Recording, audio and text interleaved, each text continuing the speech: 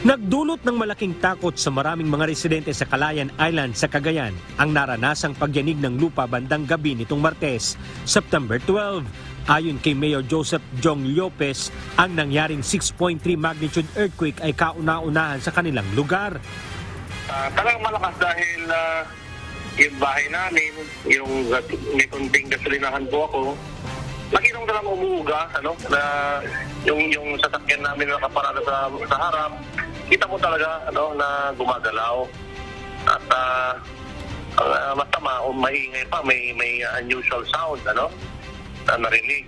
Ang lakas, Sa monitoring ng Philippine Institute of Volcanology and Seismology o PHIVOLCS, alas 7:03 ng gabi nitong Martes, naramdaman ang lindol buhat sa coast of the Lupiri Island na nagdulot ng malaking takot sa mga residente.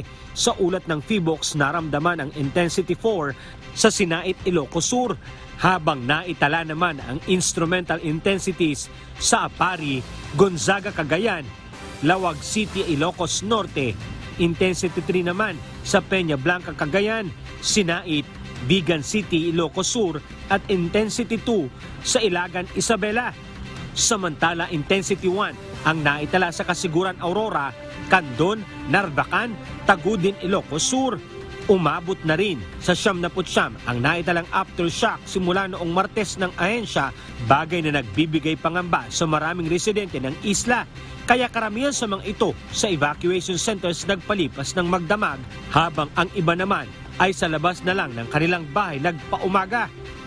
Basta kung maranasan yung ganong kalakas din na naman. So may mga cracks talaga dito sa office namin na hindi kami nagpapasok agad kaninang umaga dahil in-inspect namin mga buildings. Sinuspinde ang klase sa mga paaralan kahapon sa Calayan upang bigyang daan ang inspeksyon sa mga istruktura.